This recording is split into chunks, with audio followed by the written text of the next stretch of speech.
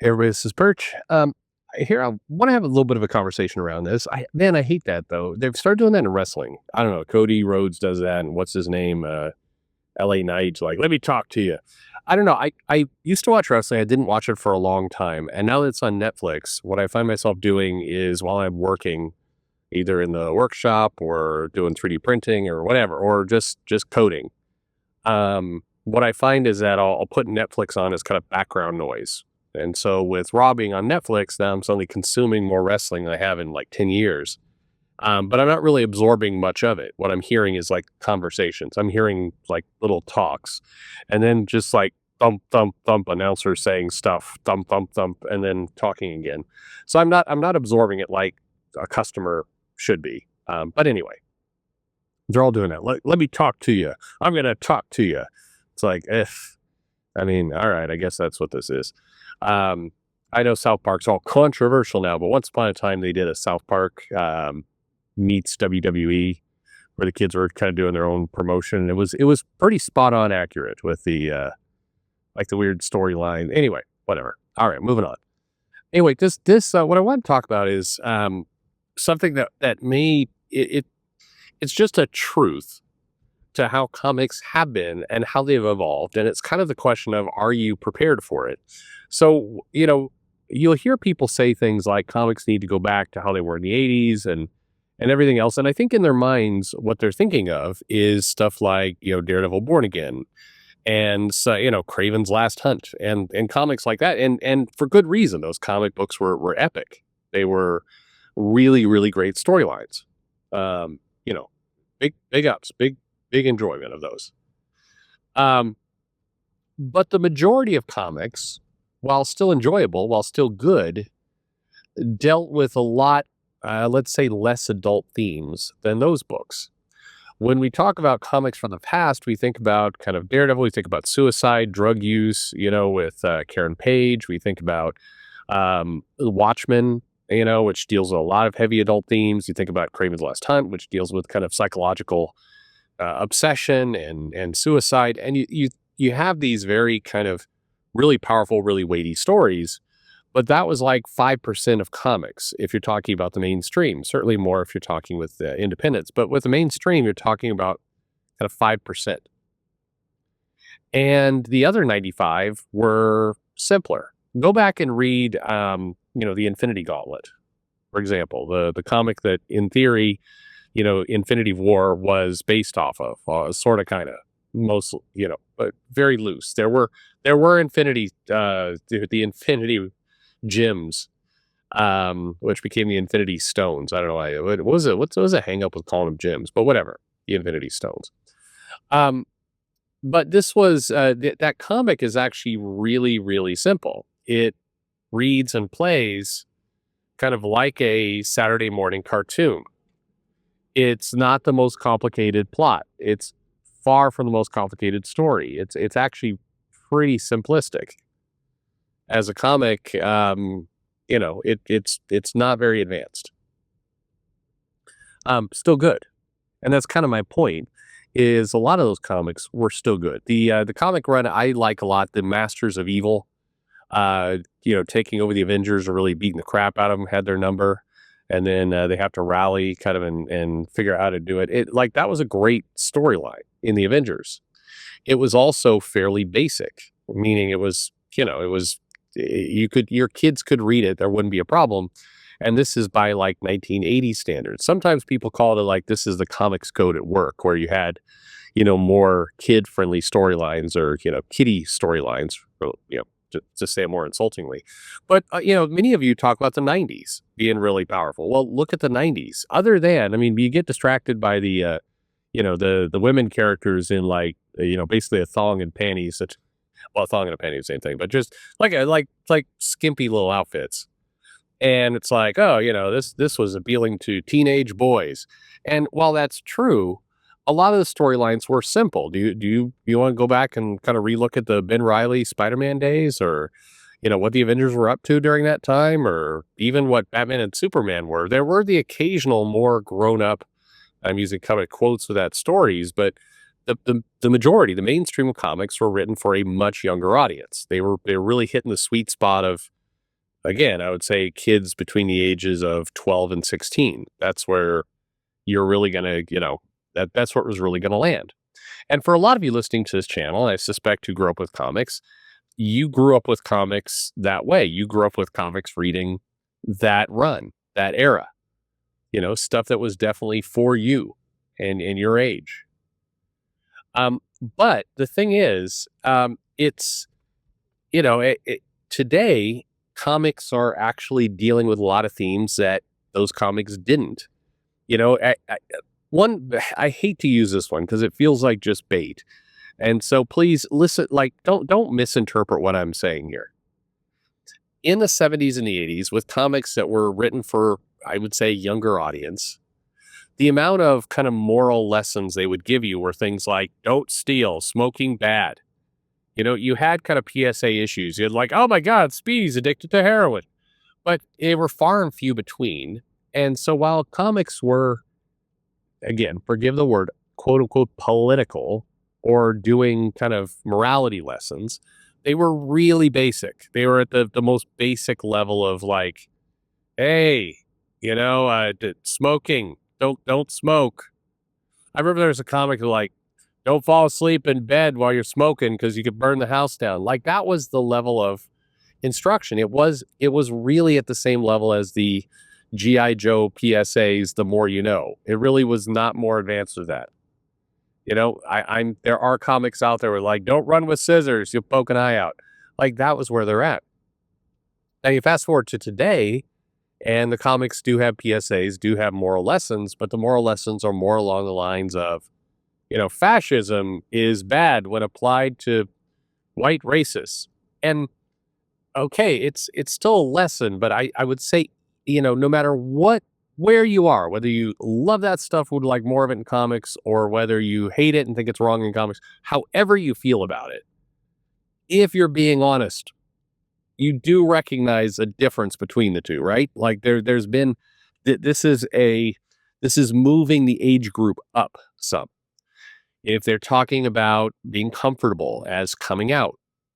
Okay, again, no judgment on that PSA. I mentioned before on this channel, I have one of my closest friends down here in Texas, been wonderful to my family, is gay. Love the guy. So no knock against that. But the being comfortable coming out of the closet, being comfortable expressing who you are, is a slightly more advanced in terms of kids digesting it than, say, don't run with scissors. Now, your viewpoint might be, yeah, but, what's the harm? Wait, you can introduce that stuff. And so I guess my question to you, and there isn't a right answer, by the way, this is your choice, is when would you introduce don't run with scissors in school? Probably kindergarten, right? If not preschool. You're probably introducing don't run with scissors. When are you introducing be comfortable with your sexuality? Now, clearly in this country, we have a wide variety of opinions. There are people who would say, yeah, preschool, just like the scissors, preschool. Other people will say high school. Other people will say not in school at all. It's for the parents to do. Again, whatever. But I would draw to your attention that comic books have, kind of grown up a little bit. The stories that are being told are not aimed at that 12 to 16-year-old audience. They're aimed at a little bit older. You might disagree. You might say, no, this is, in 2025, this is what 12 to 16-year-olds should be paying attention to. Maybe that gets into a bigger topic. Maybe that's true. I don't think so, by the way. I don't think that, I've got 2 kids of my own. How they develop and where they're able to kind of rationalize stuff, it's different. Regardless of what you think about some of these political and social themes, the ability for a kid to understand what you're talking about and digest it is fundamentally different between ages 5, 10, and 15. There's major changes that happen in how they think and how they process and what they can do during that time period. So this video is not me saying, let's talk about when the right time to introduce kind of sexuality in school is. The point of this video is actually to ask a far more basic question. Comics got very popular with kids And we had, during the 70s, during the 80s, and during the 90s. Again, several of you listening to us right now have talked a lot about how you loved comics in the 90s, and you were, of course, younger at that time because that's how time works. But the question is, in 2025, do comics need to go back in terms of the complexity of the stories they're telling to be more along the tone of what was being put out in the 80s? Meaning, do comic books actually need to get a lot closer to Dogman and Babysitter Club than where they are now, if they're going to attract that audience? Now, you might say, well, why would you want to attract that audience? Well, easy question to answer. Comic books, if you get people excited about them, get them hooked on it, get them to enjoy it as a hobby, they tend to carry it with them for the rest of their life. Meaning, as they age, as they grow older, they keep reading comics, and then you do explore things like Watchmen and indie comics and other things that are more written for your age. But if you get somebody really, really in love with comics when they are 12, there's a good chance they're going to keep buying comics when they are 50. Because that's what we've seen. That's what the market is more or less on. And by the way, it makes sense that today a lot of comics aim for an older audience in what they talk and what they discuss, because kids aren't buying comics. So they're basically they haven't made comics attractive to kids to read. So therefore they're going with the audience they have, which is older. But if you want to get a new audience, if you want to grow the numbers of comics, if you want to substantially get new people into them, at some point, my belief, you're going to have to start telling stories like you did in the 80s and the 90s, which means aimed at a younger audience. Go check out Infinity Gauntlet again. I mean, hell, I remember one of the complaints about Crisis on Infinite Earths from DC, it was too complicated. It was too hard for people to understand. This was a legit complaint that people debated about in like Comic News Weekly or whatever that old newsletter would be. That's what people would talk about. And today you read Crisis, and there's still a lot going on in there, but it's not the most complicated story. You could, a smart 12, 15-year-old can figure it out. But how would you feel about that? You're a comic collector. In theory, you're listening to this and you're in your 40s, let's say. If suddenly comics start getting more simple, comics started getting like they were in the 80s and the 90s, if you had a story like Infinity Gauntlet, would you hate it? Would you be like, yeah, this is for kids. I don't know why are they publishing this crap? What the hell? You probably have fond memories of Infinity Gauntlet, and I've seen some of you in videos recently say, this One World Under Doom sucks, and you miss events like Maximum Carnage and the Infinity Gauntlet and Secret War, the original one, the one in the 80s version. But if you go back and read those, they're not giving you deep morality lessons. They're not giving you, it's G.I. Joe PSA level cartoon messages that are being given there. That's where it's being written. Are you sure you'd be happy with that? Honest question, by the way. I'm not trying to influence you one way or another. Like, honest question, would that work for you? If comics suddenly, quote unquote, went back, would it work? And, they just announced this DC KO event where the superheroes are going to fight each other to see who gets to be the ultimate power. I'm sure that, I remember thinking this with Scott Snyder and kind of the metal and death metal. It's like, we're going to explore kind of the dark multiverse, and it's going to be super metal. And it sounds, it wound up being more, not complicated, but, more adult written than, say, Secret War from the 80s. Secret Wars, I should say. But the pitch sounds like that. DC KO, the heroes are going to fight each other to see who gets to be the powerful one. Yeah, that's the kind of stuff a kid can understand. Now, I don't know how it will roll out if they'll make it more complex. Chances are there will be elements that will be more complex. But do you understand what I'm saying? Can comics achieve that feel of the 80s and the 90s, given that you're not that age anymore? But even though you're not, I think there's an argument to be made that comics need to do it anyway, because that's the only way they're going to get that new audience that then is going to grow sales. It's then going to create the readership. And is there a fundamental flaw in how comics are made today, where the comics are dealing with more complex themes? Again, like, themes of, hey, we're going to do an allegory for ICE and Trump and immigration and trans rights. And it's like, none of those themes work when you're talking about appealing to 12 to 15-year-olds. It's just, it's not the same type of content. So what do you do?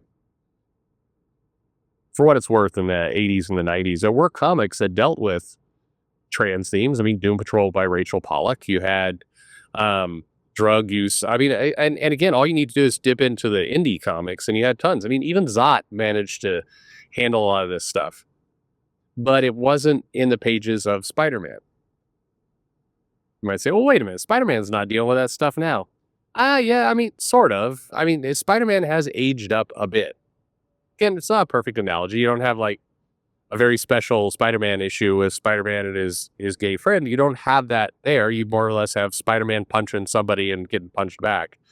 But all the same, it like the convoluted nature of Peter and Luck and Paul and kind of all that kind of stuff, it is aimed at a older person than, say, Maximum Carnage was. For the record, I thought Maximum Carnage was an absolute shit event. Like, Len, I don't mean that like it's the shit. I mean, it was shit. But anyway. All right.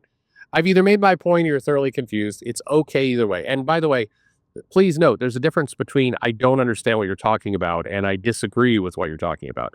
If you disagree, no problem. I get you. If you don't understand what I'm talking about, I mean, I don't know how simpler I can make it. But let's see what happens. Thanks for listening.